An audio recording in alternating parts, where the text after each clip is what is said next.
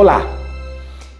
Hoje nós vamos começar o Evangelho de Marcos. Mas, antes da gente entrar no capítulo 1 do Evangelho segundo Marcos, eu preciso fazer uma introdução com você. Por quê? Porque o Evangelho de Marcos, embora seja o menor dos evangelhos e seja um evangelho que traz para a gente informações muito rápidas, ele é considerado um dos evangelhos mais importantes. Por quê? Porque ele é fonte dos evangelhos sinóticos. Os evangelhos sinóticos são Marcos, Mateus e Lucas. Marcos se apresenta como fonte. Por quê? Porque foi o primeiro evangelho a ser composto, o primeiro evangelho a ser escrito. Logo, ele é fonte porque dele advém todas as informações. Mas tem mais uma razão por ele ser fonte. Porque todas as informações do Evangelho de Marcos estão contidas em Mateus e estão contidas em Lucas. Totalmente. O Evangelho de Marcos está totalmente dentro de Mateus e totalmente dentro de Lucas. Isso significa que Lucas e Mateus beberam da fonte de Marcos. Tudo que Mateus e Lucas trazem para a gente veio de Marcos. Marcos, portanto, é uma fonte importantíssima, ok? Então eu quero hoje trazer para você uma introdução. Antes da gente começar a estudar os capítulos, nós precisamos entender como é que Marcos se torna e é esta fonte para Lucas e Mateus.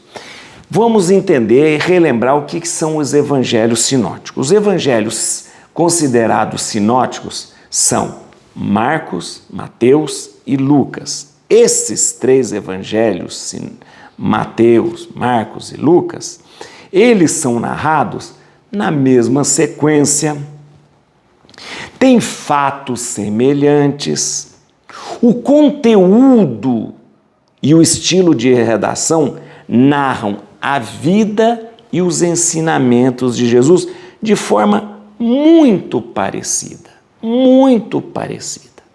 Então, esses três evangelhos, eles veem a vida, as obras, os fatos em Jesus de uma mesma maneira. Tanto é que a palavra sinótico, daí vem também a expressão sinopse, né?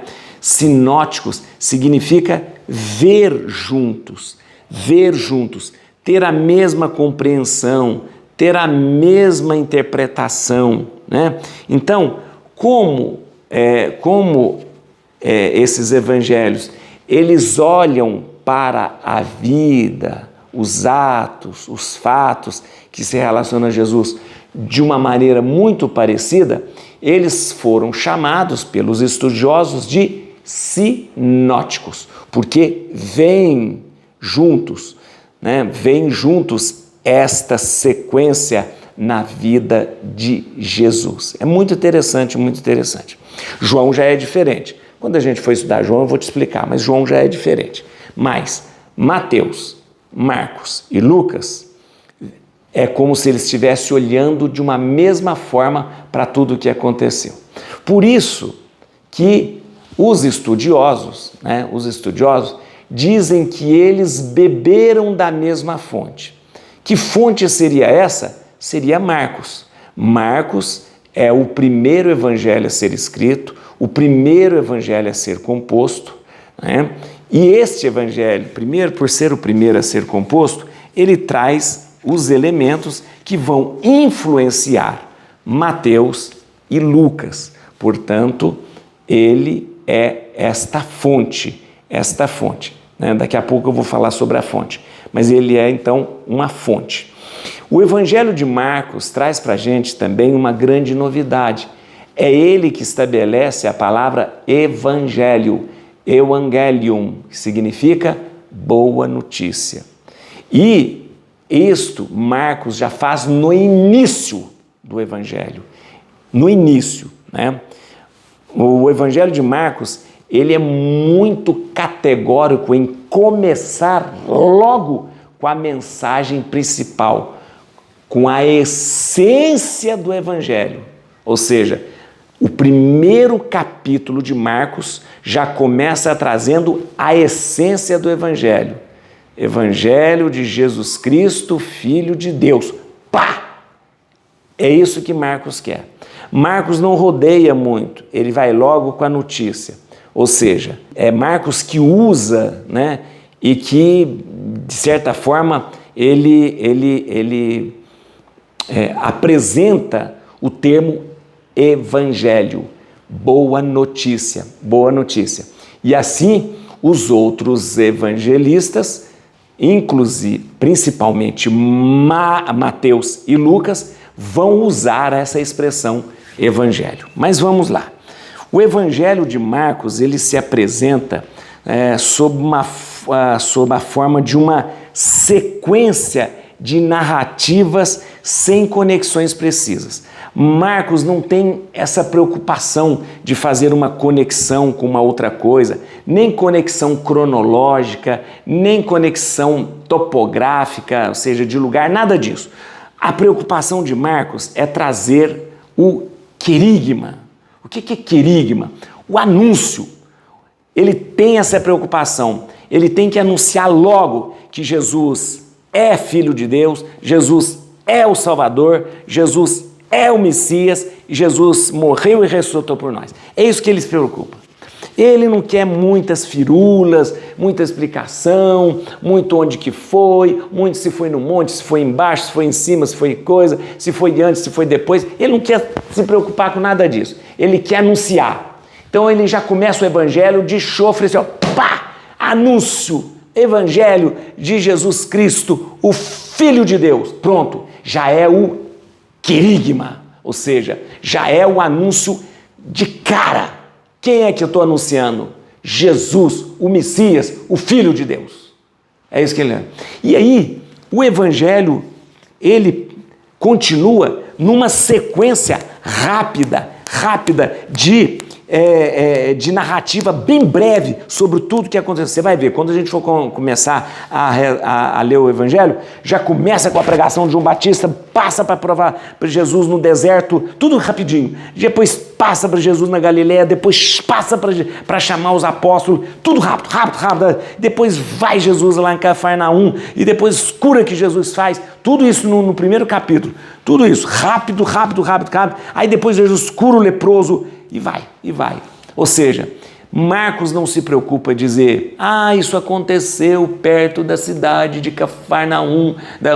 Não, ele vai pá, porque a preocupação de Marcos é trazer este anúncio. Logo nas primeiras palavras, Marcos já declara o objetivo do Evangelho, a essência do Evangelho. Isso que é importante, Jesus Cristo, Filho de Deus. Eu vou pegar o primeiro, só vou te mostrar o primeiro versículo do primeiro capítulo. Princípio da boa nova, Evangelho, de Jesus Cristo, Filho de Deus. Pá! Você viu? Sem muito rodeio, na primeira frase do Evangelho, Marcos já traz a essência do seu Evangelho. O querigma. De novo, princípio da boa nova Evangelho de Jesus Cristo, Filho de Deus. Pronto. Evangelho, Jesus Cristo, Filho de Deus. Evangelho, a boa notícia, Jesus, o Cristo, Jesus, o Messias, ele é o Messias, e Filho de Deus. Pronto. É assim que Marcos começa. Logo nas primeiras palavras, ele já declara a essência do seu Evangelho. É interessante que no Evangelho de Marcos, no começo do Evangelho, Jesus não está só, né? E durante o Evangelho todo, Jesus sempre está com seus discípulos. Jesus só fica sozinho, somente na paixão, depois que os discípulos fugiram, mas durante o evangelho todo, em nenhum momento Jesus está só. Isso é muito interessante. Em nenhum momento Jesus está só. O evangelho de Marcos, ele é bem curtinho. O evangelho de Marcos, ele tem 16 capítulos. Muito curtinho. E segue esse esquema. Esse esquema é sequência de narrativas bem concisas, bem breves, sem conexões. Tá? O modo de escrever agora eu tenho que falar para você. O modo de escrever de Marcos, ele tem um vocabulário muito pobre, é verdade, né? Frases mal conectadas, verbos conjugados assim sem a preocupação com o tempo, né? A narrativa do Evangelho de Marcos é muito parecida com uma narrativa oral. Ele não tem um estilo de um escritor como o Evangelho de Mateus, como o de Lucas, não tem, né? Um estilo literário. Marcos não tem um estilo literário de Mateus e de Lucas, não. Marcos, ele tem, são frases mal conectadas, verbos mal conjugados, sem preocupação com o tempo, com o espaço, nada disso. Então, a narrativa dele é muito próxima do oral, né? Então, você vai ver que quando você lê o Evangelho de Marcos, parece alguém contando uma história para você e sem se preocupar muito em explicar detalhes. Mas a preocupação de Marcos não é se fixar em detalhes, é se fixar no essencial do Evangelho. Jesus Cristo, Filho de Deus, Salvador. É isso que ele é. É isso que Marcos quer fazer, né? Quando que o Evangelho foi escrito, ou quando que o Evangelho foi composto? O Evangelho teria sido composto em Roma, e provavelmente depois da morte de Pedro. Então a gente pode datar este Evangelho entre o ano 65 e 70. Entre o ano 65 e 70. Isso faz desse Evangelho o Evangelho mais antigo, ou seja, é o primeiro Evangelho a ser escrito. Nós temos 4 Evangelhos, Lucas, Mateus e João, mas o primeiro a ser escrito é o Evangelho de Marcos. Ele foi composto entre o ano 65 e o ano 70. Então, logo depois da morte de Pedro. Se você for acompanhar, Mateus foi escrito por volta de 80, 90, né? 80 e 90, então é mais tardio. O evangelho mais novo é o evangelho de Marcos, entre 65 e 70.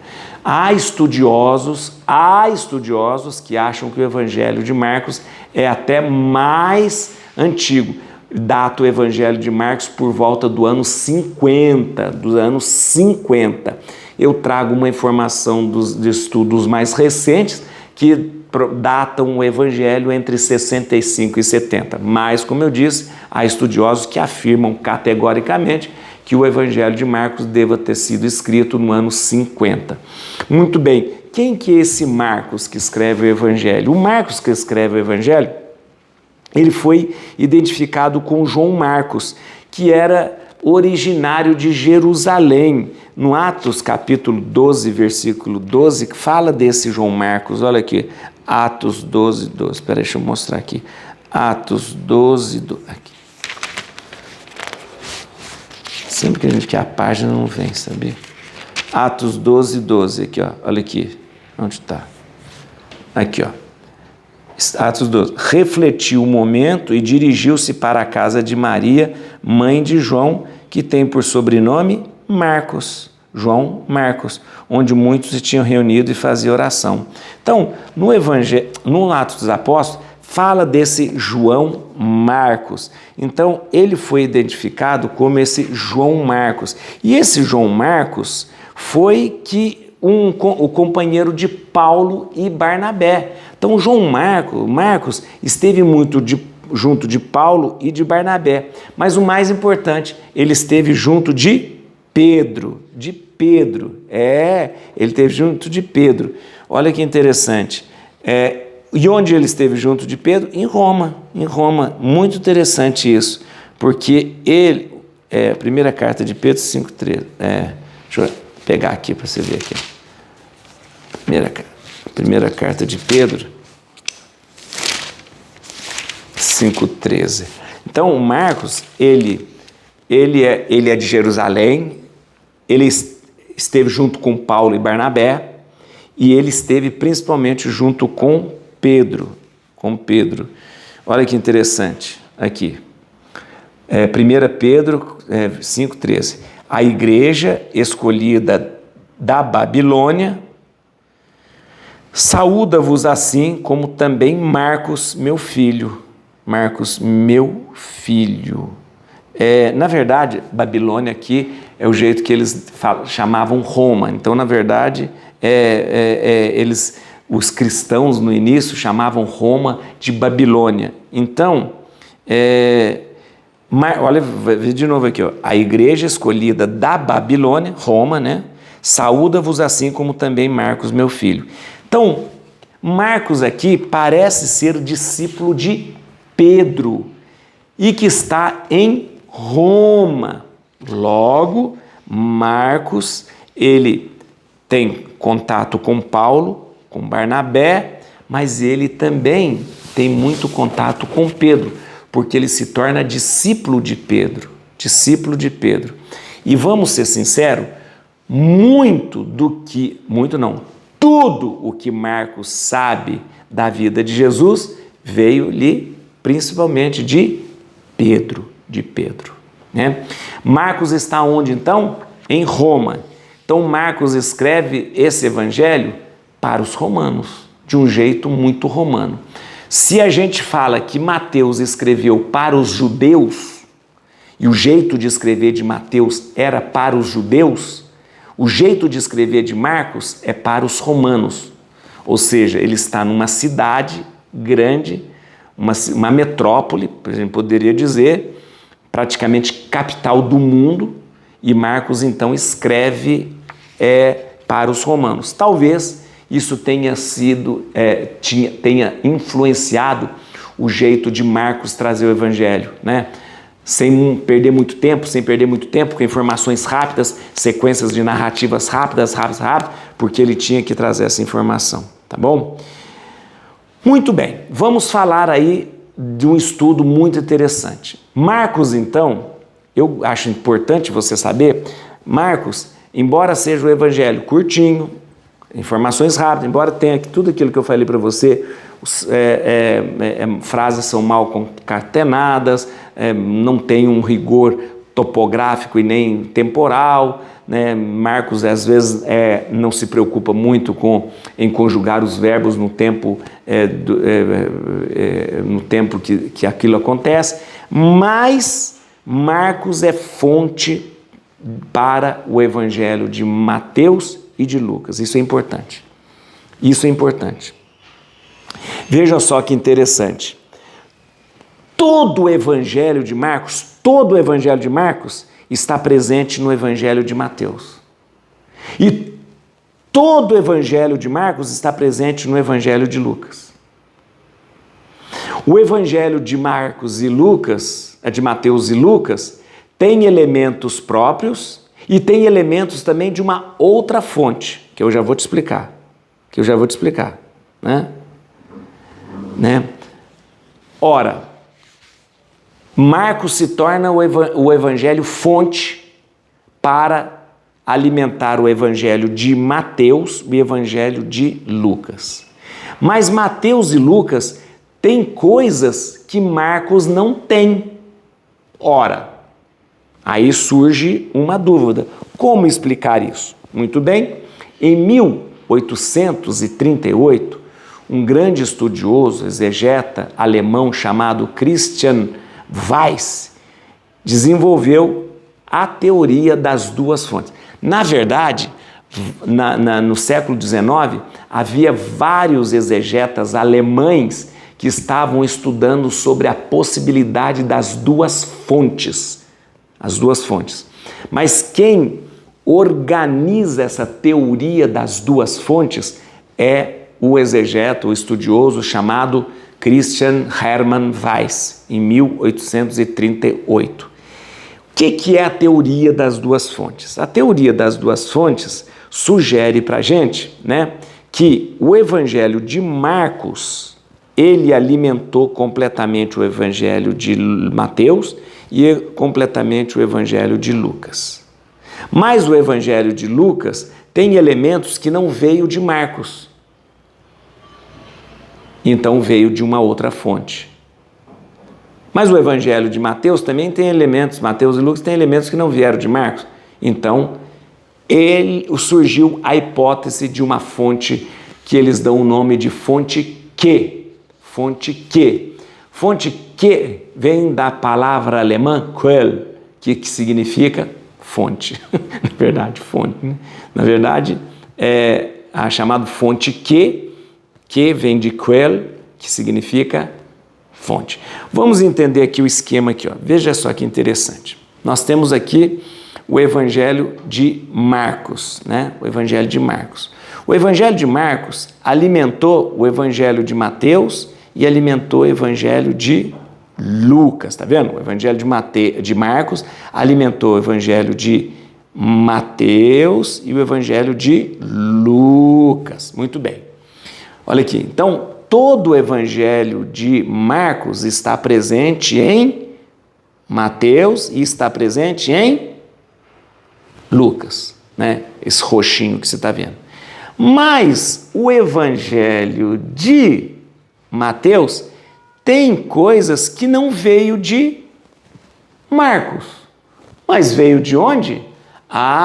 Veio de talvez uma fonte que alimentou aqui o Evangelho de Mateus. Mas o Evangelho de Lucas também tem elementos que não veio de Marcos. Logo, veio da fonte Q.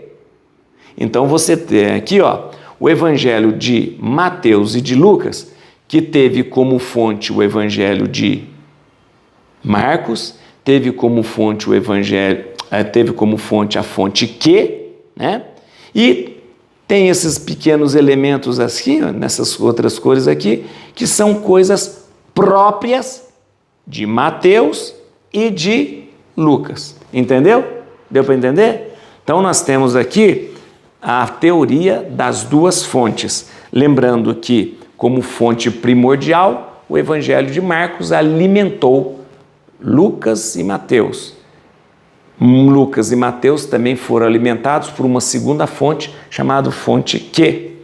E temos elementos em Lucas e Mateus que vêm deles próprios. Muito bem, a fonte Q é uma hipótese, porque nunca foi encontrada essa tal fonte Q. É uma hipótese desenvolvida pelos estudiosos. Então, tendo estudado, né, tendo entendido o Evangelho de Marcos, esse Evangelho que é muito precioso, mas muito precioso porque ele é fonte para os Evangelhos sinóticos, nós vamos então começar a ler. Mas vamos lá, né? No próximo vídeo, a gente inicia a leitura do capítulo 1 do Evangelho de Marcos. Et crucem Domini, fugit partis adversa, vite teleo detribuilda, ratiges Davide, aleluia.